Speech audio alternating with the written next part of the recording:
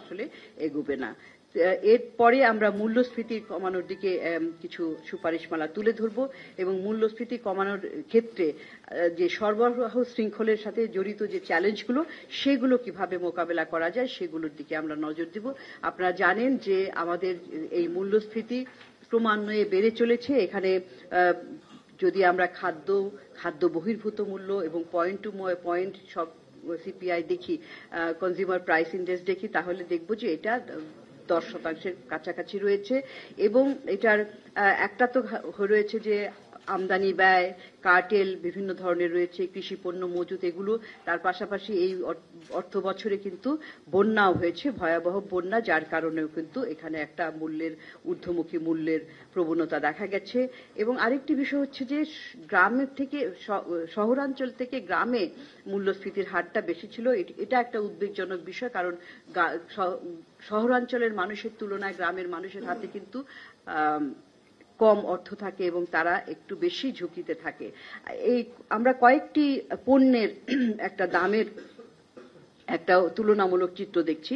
এখানে অবশ্য চালের ক্ষেত্রে আমরা এখন যে অবস্থায় দেখছি যে নভেম্বরের শেষে এসে সেইখানে প্রায় সব ধরনের চালই কিন্তু বাংলাদেশে আমরা দেখছি যে নাজিরশাইল চালটা ঊর্ধ্বমুখী, অন্য চালগুলোর দাম নিচের দিকেই রয়েছে থাইল্যান্ড এবং ভিয়েতনামের সাথে তুলনা করলে।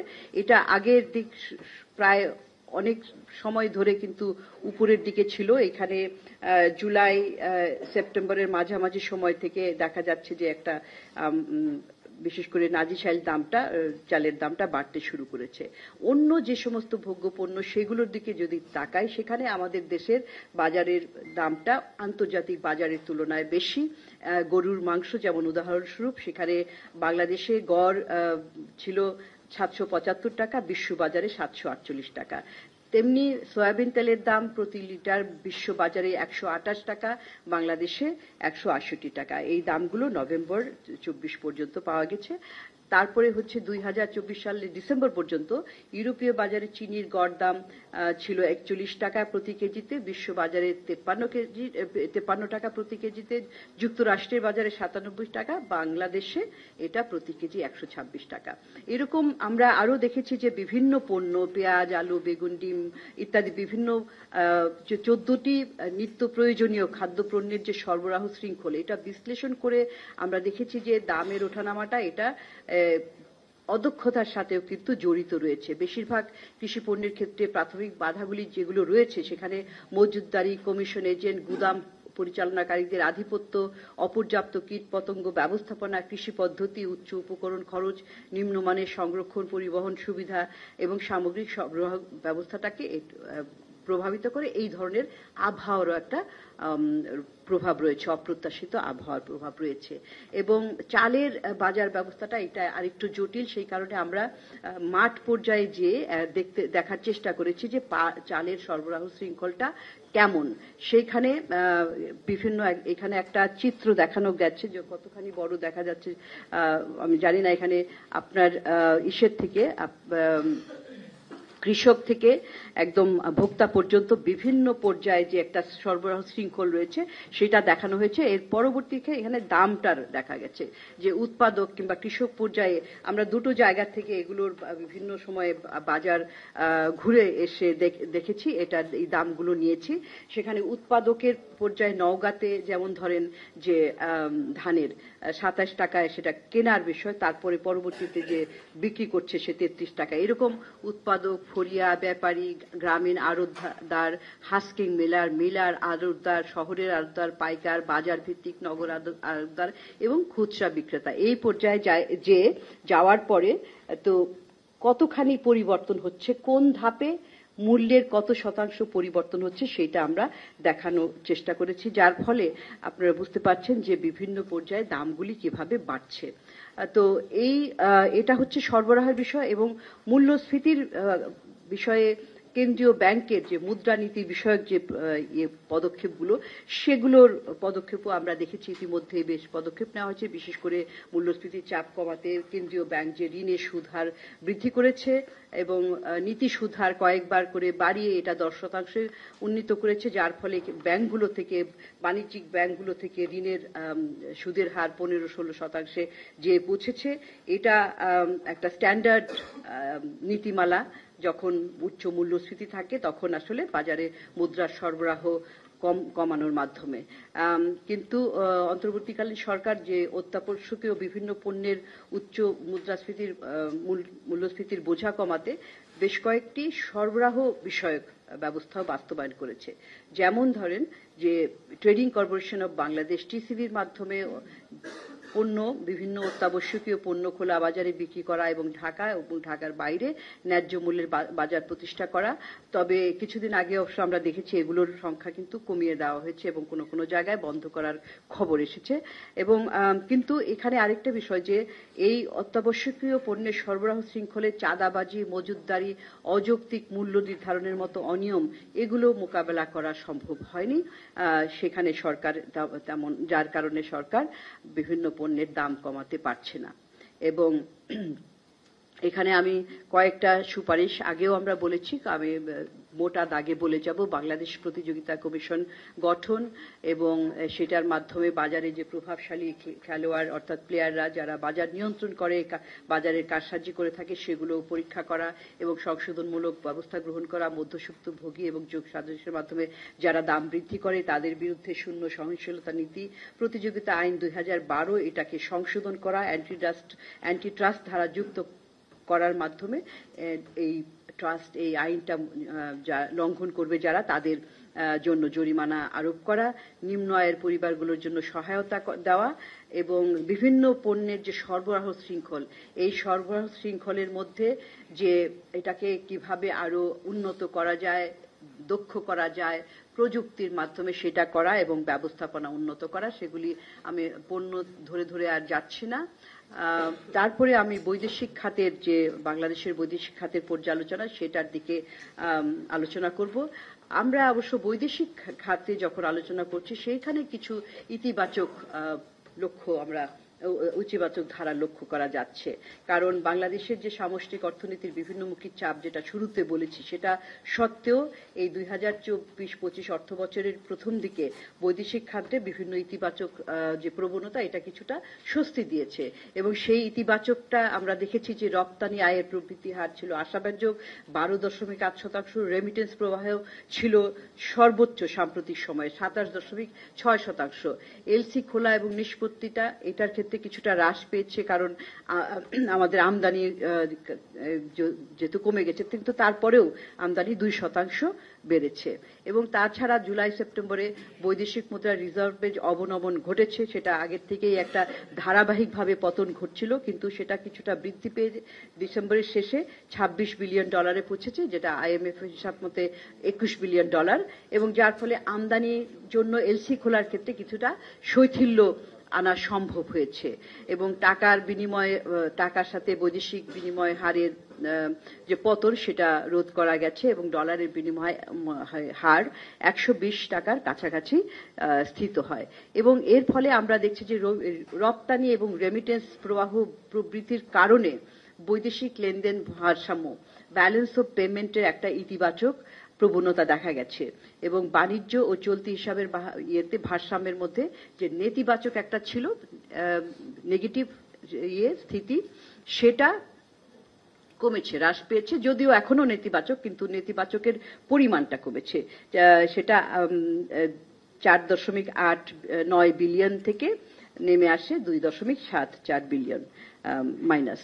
চলমান অর্থ বছরের প্রথমার্ধের শেষের দিকে বৈদেশিক খাতের সামগ্রিক পরিস্থিতি যে উন্নতি হয়েছে, এটার পরেও কিন্তু আসলে কিছু অন্তর্নিহিত ইনহেরেন্ট কিছু কারণ এবং কিছু চালিকা শক্তির এগুলো চিন্তার বিষয় এবং এগুলো গভীরভাবে পর্যালোচনার দাবি রাখে।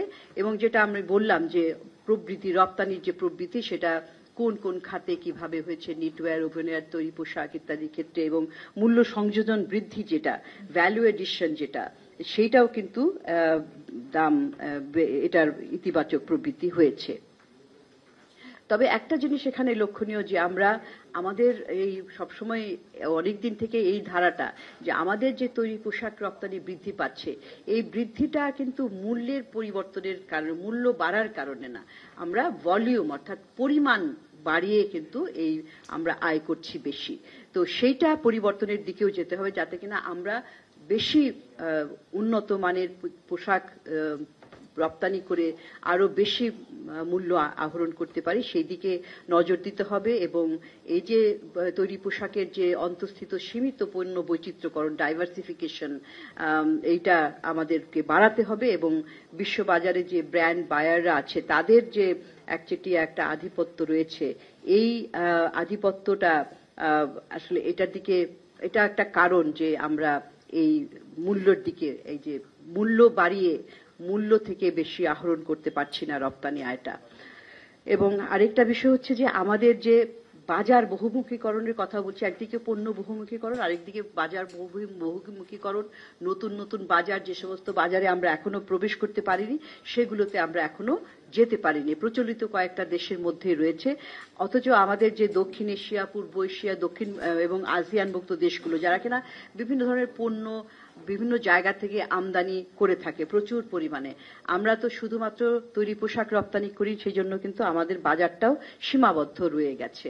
আরেকটি বিষয় হচ্ছে যে রেমিটেন্সের গতিধারা, আপনারা জানেন যে রেমিটেন্সের একটা উচ্চ উল্লম্ফন ঘটেছে আসলে 2024-25 অর্থ বছরে। এটা আসলে একটা কারণ যে আগস্ট মাসে ছাত্র জনতার যে সফল একটা আন্দোলন হয়েছে, তার ফলে হুন্ডি হাওলার মাধ্যমে যে টাকা পাচার এবং ইনফরমাল চ্যানেলে যে রেমিটেন্স আসা, এখানে কিন্তু বাধার একটা বাধা সৃষ্টি হয়েছে। এটা একটা ভালো, কিন্তু আসলে এই ইতিবাচক ফলাফলটা কতদিন থাকবে, এটা অব্যাহত থাকবে কিনা সেটা নিয়ে সন্দেহ রয়েছে। এটাকে আসলে মনে হয় যেন এককালীন একটা ট্রেন্ড আমরা দেখছি। এবং আরেকটি বিষয়, এখানেও কিন্তু আমরা সবসময় যে একটা ভলিউম নির্ভর, আমাদের দেশ থেকে প্রচুর শ্রমজীবী মানুষ গত 4 বছরে গেছে বিদেশি বাজারে, বিশেষ করে মধ্যপ্রাচ্যের শ্রম বাজারে গেছে, এবং কিন্তু তারপরেও যে পরিমাণে লোক সংখ্যা গিয়েছে কাজ করতে, সেই পরিমাণে কিন্তু আসলে রেমিটেন্সটা আসছে না। এবং সৌদি আরব, সংযুক্ত আমিরাতে যে বাংলাদেশের যে অভিবাসী যারা গেছেন, মাইগ্রেন্ট ওয়ার্কার, তাদের সংখ্যা এবং রেমিটেন্সের মধ্যে যে পার্থক্য দেখা গেছে, এইটা পার্থক্যটা কেন হচ্ছে, এটা কিন্তু আরো খতিয়ে দেখতে হবে। এবং আরেকটা বিষয় হচ্ছে যে আরো আমাদের এই রেমিটেন্সের ক্ষেত্রেও আরো নতুন নতুন বাজারে যাওয়া, এটা একটা। এবং যারা পাঠাচ্ছে রেমিটার, তা অভিবাসী শ্রমিকরা, তারা এই রেমিটেন্স পাঠানোর ক্ষেত্রে হয়রানি ইত্যাদি একটা বিষয়, এবং যাওয়ার ক্ষেত্রেও যে সমস্ত হয়রানির মুখোমুখি হয় সেগুলো যাতে বন্ধ করা যায়। বৈদেশিক খাতের আরেকটি বিষয়, যে শুরুতে বলেছি যে বৈদেশিক লেনদেন ভারসাম্যে আমরা দেখছি যে একটা দৃশ্যমান উন্নতি হয়েছে, এবং এই দৃশ্যমান উন্নতিটা হয়েছে মূলত এই রপ্তানি আয় এবং রেমিটেন্স প্রবাহ এটা বাড়ার কারণে। আগামীতে আমরা যদি এই এবং আরেকটা বিষয় হচ্ছে যে রিজার্ভের পতন এবং টাকার বিনিময় হার অবনমন রোধ করা, এই দুটোকে রোধ করার কারণেও কিন্তু আমরা এটা কমাতে পেরেছি। আগামীতে বৈদেশিক ঋণ পরিষেবার চাপ বাড়বে, এবং সেই প্রেক্ষিতে আসলে আর্থিক হিসাবের স্থিতিতে যে আমাদের যদি বৈদেশিক ঋণ পাওয়া যায় বাজেটারি সাপোর্ট হিসাবে বিভিন্ন দাতা প্রতিষ্ঠান থেকে, তাহলে কিছুটা ইতিবাচক ফলাফল পাওয়া যাবে বলে আমরা আশা করি। এখানে আরেকটি যে টাকা ডলারের কিংবা টাকার বৈদেশিক এবং বৈদেশিক মুদ্রার যে বিনিময় হার, সেইখানে আপনারা জানেন যে একটা রিয়েল ইফেক্টিভ এক্সচেঞ্জ রেট, সেটা কার্যকরী বিনিময় এবং নমিনাল এক্সচেঞ্জ রেট, এইটার মধ্যে কিন্তু সবসময় একটা পার্থক্য রয়ে যায়। আসলে টাকা এবং ডলারের বিনিময় হারটা সেইখানেই নির্ধারিত হবে যেখানে কিনা রিয়ারের কাছাকাছি থাকে, রিয়েল ইফেক্টিভ এক্সচেঞ্জ রেটের কাছাকাছি থাকে। এখানে অনেকটা কার্যকর বিনিময় হারের সাথে অনেকটা আমরা দেখছি যে একটা ভারসাম্য বজায় রয়েছে। এটা বজায় রাখাটা খুব গুরুত্বপূর্ণ। এবং আরেকটা বিষয় হচ্ছে যে বাংলাদেশ ব্যাংক এখন টাকা ডলারের বিনিময় হার করার জন্য মূলত বাজারের উপর নির্ভরশীল হওয়ার জন্য, বাজারের মুখী হওয়ার জন্য আস্তে আস্তে ক্রলিং পেগ একটা পলিসি নিয়েছে, যার ফলে কিনা আস্তে আস্তে যে টাকা ডলারের বিনিময়টা বাজারের সাথে একটা সামঞ্জস্য বজায় রাখা যায়।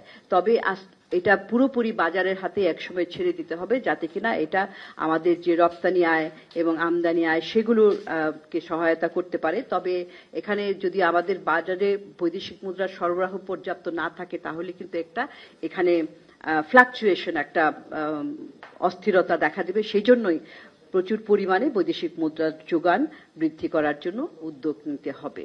আরেকটি বিষয় খুব গুরুত্বপূর্ণ বৈদেশিক খাতের সাথে, যে বাংলাদেশ যে স্বল্পোন্নত দেশ থেকে বেরিয়ে যাওয়ার জন্য প্রস্তুতি নেওয়ার বিষয়, বাংলাদেশ 2026 সালে বের হয়ে যাবে, এটার একটা প্রস্তুতি খুবই গুরুত্বপূর্ণ। যেহেতু আমরা স্বল্পোন্নত দেশ থেকে বের হয়ে আসলে বিভিন্ন ধরনের সুবিধা থেকে বঞ্চিত হব, সেই বিষয়গুলো এবং কয়েকটি বিষয় খুব গুরুত্বপূর্ণ, যে আমরা স্বল্পোন্নত দেশ থেকে বের হয়ে আসার পরেও কিছু কিছু ক্ষেত্রে হয়তো সুবিধা পাবো, কিন্তু একটা জিনিস মনে রাখতে হবে যে প্রথম বিষয় জিএসপি প্লাস সুবিধা, যে এখন যে জেনারেলাইজ সিস্টেম অফ প্রেফারেন্সেস, এই জিএসপি প্লাসের মাধ্যমে ইউরোপীয় বাজারে আমরা শুল্কমুক্ত প্রবেশের সুবিধা পাই, সেটা জিএসপি প্লাস সুবিধার অধীনে পাওয়া যাবে, কিন্তু সেটা 2/3 পণ্যের ক্ষেত্রে প্রযোজ্য হবে, সব পণ্যের বিষয় নয়। আরেকটি বিষয় হচ্ছে যে রপ্তানি করার ক্ষেত্রে, তৈরি পোশাকের ক্ষেত্রে রুলস অফ অরিজিন, সেটার 1 ধাপ বিশিষ্ট, এখন ওটা হবে 2 ধাপ বিশিষ্ট। পরবর্তীতে এটা আপনাদের প্রশ্ন থাকলে বিস্তারিত আমরা বলতে পারবো এবং আমাদের কলিগরা বলবেন। তারপরে হচ্ছে তৃতীয়ত হচ্ছে জিএসপি প্লাসের যে শর্তগুলি থাকবে, সেই শর্ত অনুযায়ী নির্দিষ্ট পণ্যের আমদানির যে ঊর্ধ্বসীমা নির্ধারিত হয়েছে, তা যদি কার্যকর হয়, তাহলে বাংলাদেশের প্রধান রপ্তানি, যেটা কিনা তৈরি পোশাক, এটা এই সুবিধার জন্য বিবেচিত হবে না, যেটা কিনা খুবই খুবই গুরুত্বপূর্ণ। এবং চতুর্থত হচ্ছে যে 2027-এ ইউ এর অধীনে যে নতুন জিএসপি স্কিম বাস্তবায়িত হবে, সেটা যদি হয়, তাহলে কিন্তু বিভিন্ন ধরনের মানদণ্ড কঠোর থেকে কঠোরতর হবে এবং সেখানে শ্রম, পরিবেশ, জেন্ডার, কার্বন নিঃসরণ ইত্যাদি বিষয় মানদণ্ডগুলোর দিকে কঠোরভাবে মেনে চলতে হবে।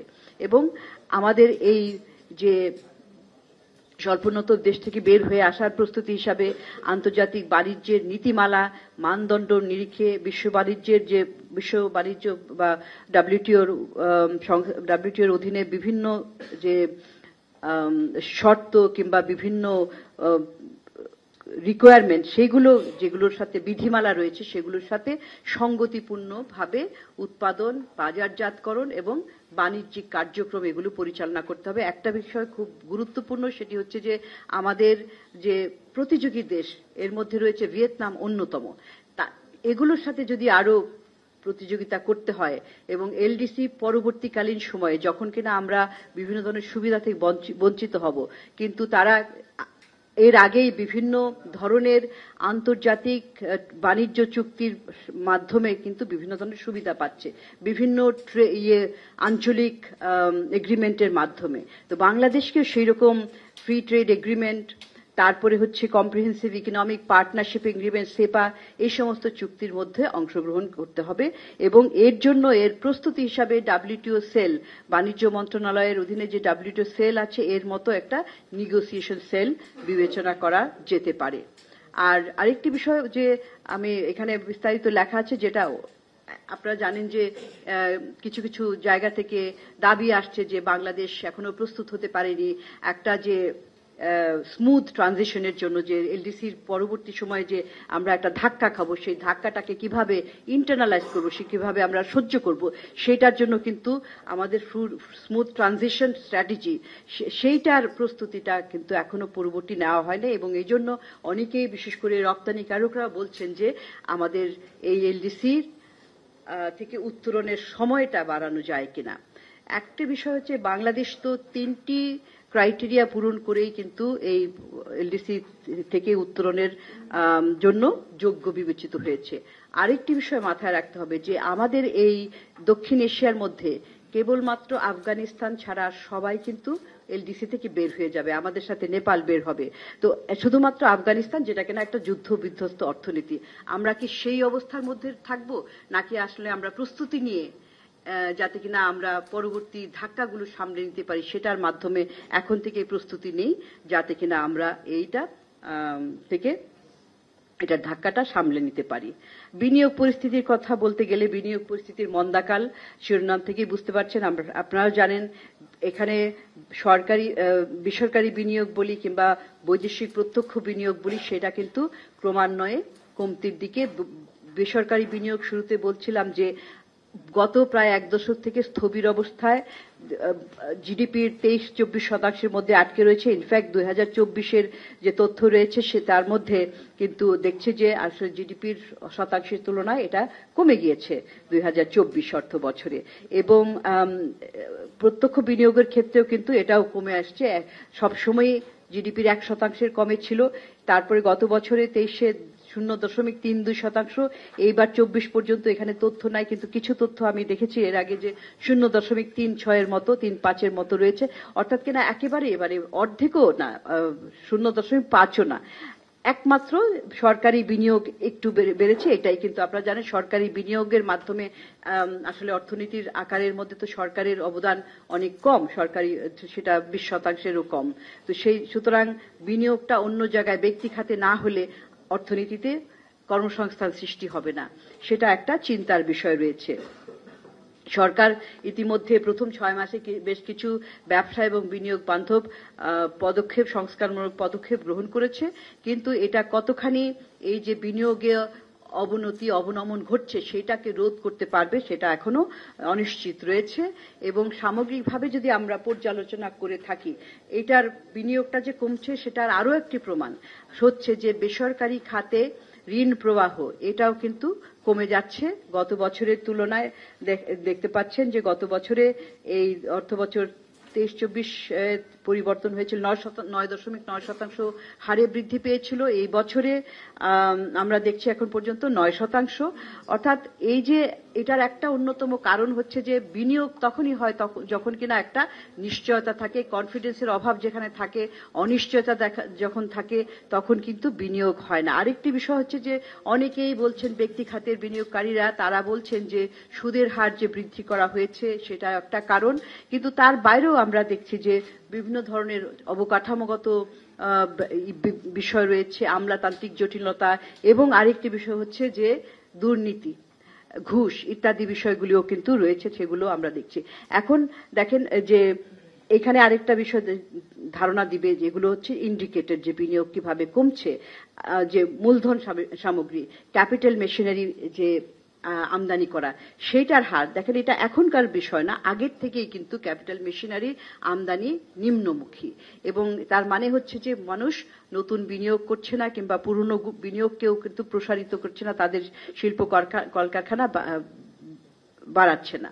আরেকটা হচ্ছে যে ভোক্তাদের মধ্যেও কিন্তু আস্থা কমে যাচ্ছে, যে তারা ভোক্তা চাহিদাও কমে যাচ্ছে, এবং এখানে বিভিন্ন ধরনের অনিশ্চয়তা, রাজনৈতিক অনিশ্চয়তা রয়েছে, আর্থিক সুদের হারের বৃদ্ধির কথা বলেছি।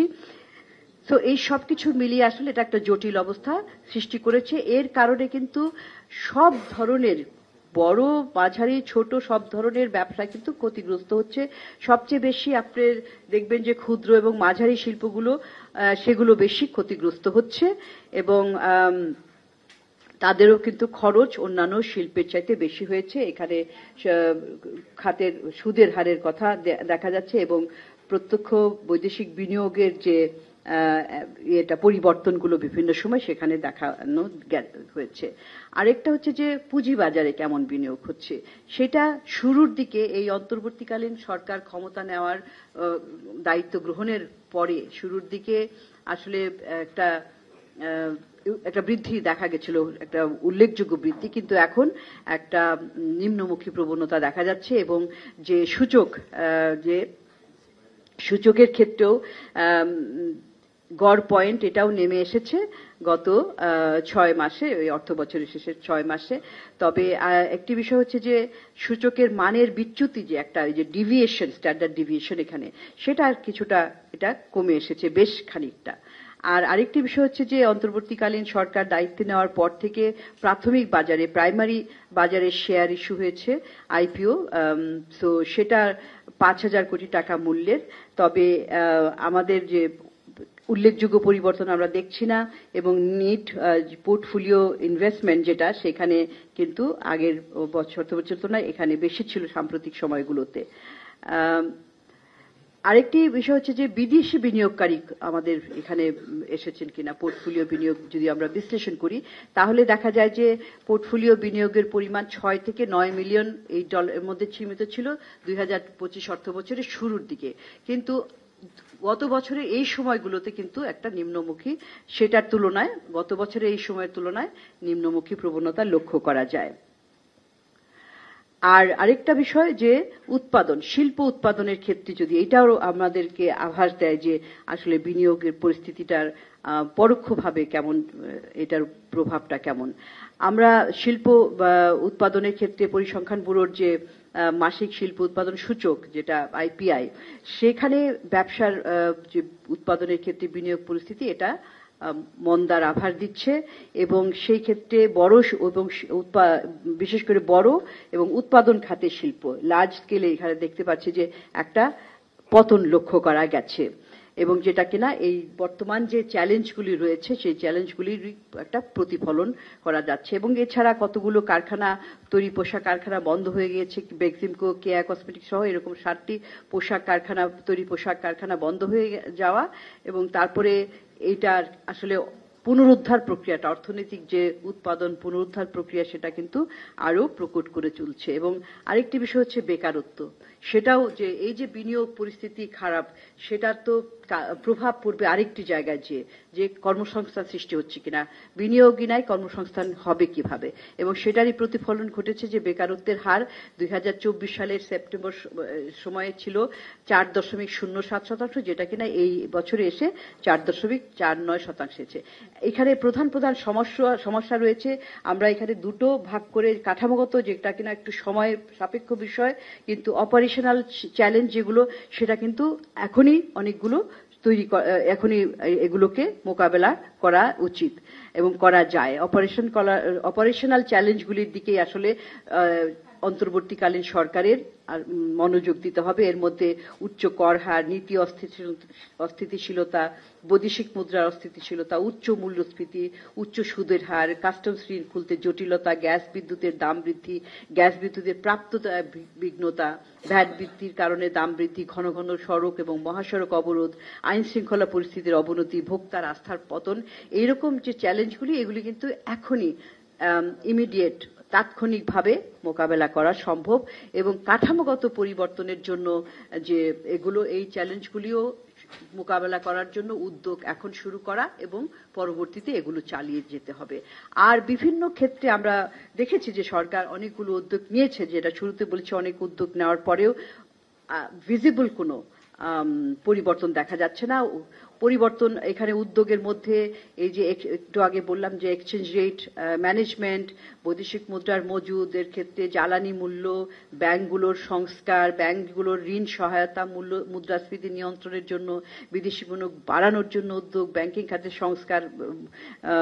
সংস্কার কমিশন, বিভিন্ন সংস্কার কমিশন করা, তারপরে আমদানি শুল্কের ক্ষেত্রে এনবিআর এর যে জাতীয় রাজস্ব বোর্ডের নিজস্ব সংস্কার, বিদ্যুতের মূল্য নির্ধারণ, এগুলোর ক্ষেত্রে বাণিজ্যিকভাবে সংগঠন, বিভিন্ন বাণিজ্য সংগঠনগুলো রয়েছে সেগুলোর সংস্কার, খাত, সেমিকন্ডাক্টর খাত, এরকম বিভিন্ন ধরনের সংস্কারের উদ্যোগ নিয়েছে, কিন্তু এগুলোর আসলে ফলাফল আরো দেখার জন্য আরো অপেক্ষা করতে হবে বলে মনে হচ্ছে।